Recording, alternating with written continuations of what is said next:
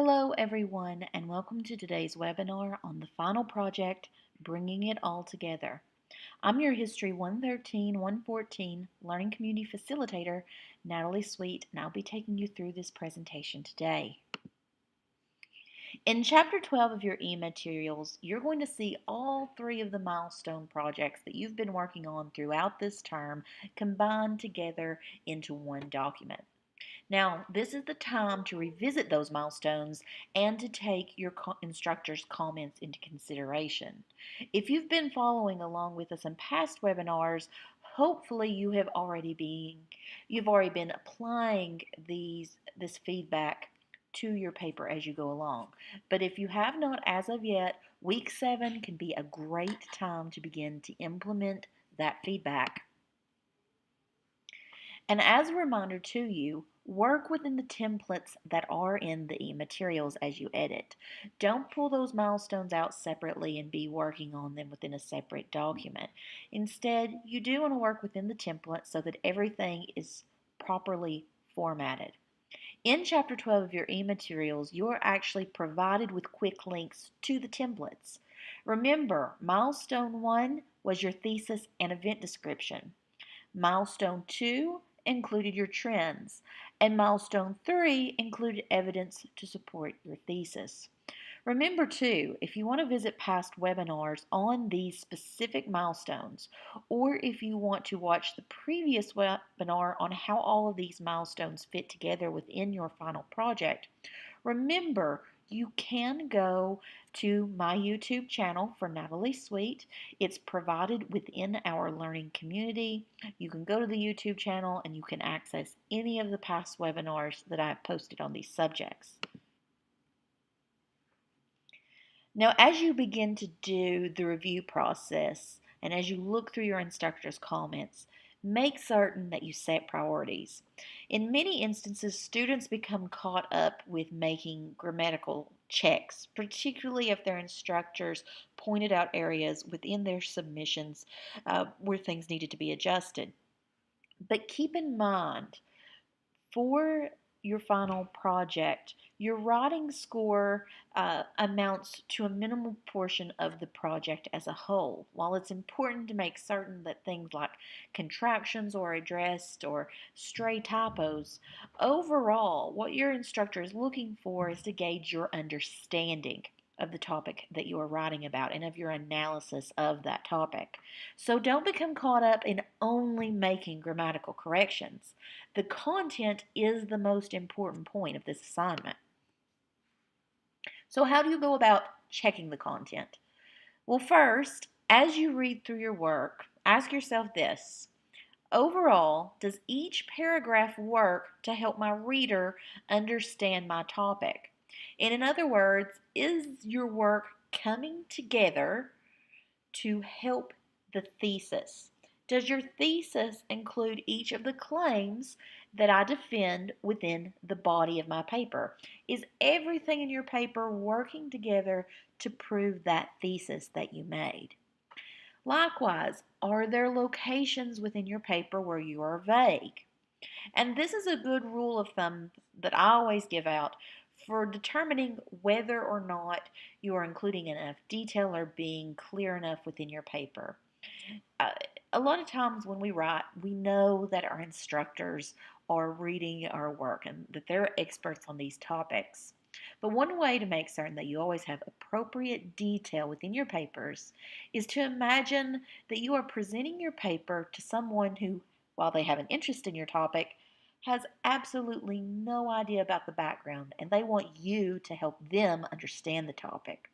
So, if someone was reading this who knew nothing about your topic, would they be able to follow your argument and understand the subject after reading your paper? This can be a great time to have a family member or a friend either read through or hear your paper read by you. Then listen to their questions that they may have after the reading. You may see that there are areas where you need to tighten up your evidence or where you need to make claims more explicit. Next, you want to check the evidence that you used within your paper for balance. Remember, At least 2 primary and 2 secondary sources that have been provided to you and are not from outside sources should be used within your paper. So ask yourself, have you used at least 2 primary sources? Then ask, have you over or underutilized those sources? In other words, have you just used a random quote or a random piece of information from within your sources? Does the quote or the information that you pull out work to specifically be evidence for that thesis statement that you made at the beginning of your paper? And then ask yourself the same question when you begin to use your secondary sources. Have you used at least 2 secondary sources throughout your paper? And have you over or underutilized those sources? Next, you want to ask, have I relied too heavily on my e-materials? Remember that your e-materials should only amount to 10% of the citations that are used within your paper. They shouldn't go over that. They should be used sparingly, and particularly in the evidence section, you probably don't want to rely on those whatsoever. It may appear briefly within your trends or your description, but otherwise, be careful not to overly use those e-materials. Another point that we've really been hitting in these milestone webinars is the question of whether or not you should have cited. And it is really important, even though you've checked again, to go back and double check just for good scholastic practice. So again, ask yourself these questions. Did I include a direct quote from a primary or secondary source? If you did that, include a citation.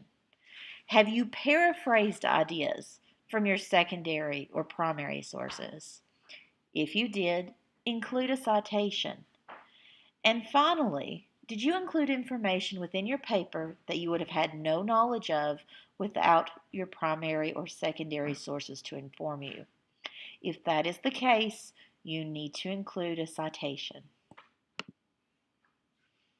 Once you have these elements in place, don't forget you can use the Writing Center to double check for grammatical errors. Use them to look for errors that include grammar, spelling, syntax, organization, and citations. They're a great resource, and they'll also be really good for helping you identify if your argument is coming through clearly within your paper. You may have noticed that you cannot yet download what you've completed in the Chapter 12 final project activities as a single document. And that can be particularly challenging if you want to send those off to the Writing Center. In actuality, you're going to wrap up the final project in Chapter 13 of your e-materials. And what I recommend here is that if you are really interested in having the Writing Center look at your paper as a whole this week, it could be worth it to go forward to just the final project activities of Chapter 13 to wrap everything up. In Chapter 13, you're actually going to have 2 important additions to your final project: the introduction to your paper and the conclusion to your paper. Those elements are actually not yet in place. For your introduction, it should be a paragraph that introduces your reader to your topic and that concludes with that thesis statement that you created in Milestone 1. For your conclusion, it should be a paragraph that restates your thesis statement in a new way and demonstrates that you have proven your argument. You may want to repoint out some of the evidence that you've presented throughout your paper. An important thing about the conclusion is that you don't want to include new information for your reader within the conclusion. Remember, this is really the point of your paper that brings it home and is a final nail to help show your readers how everything that you have presented is connected to one another and that it proves your thesis.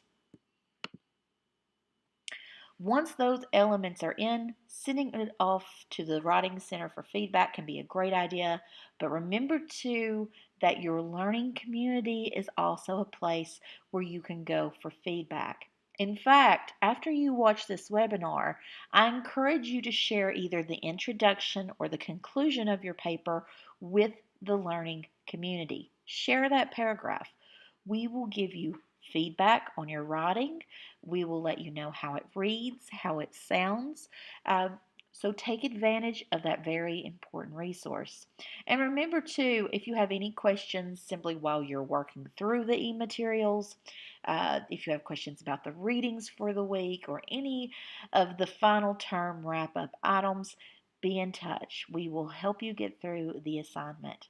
Have a great day, and don't forget to come to the History 113, 114 Learning Community if you have any questions.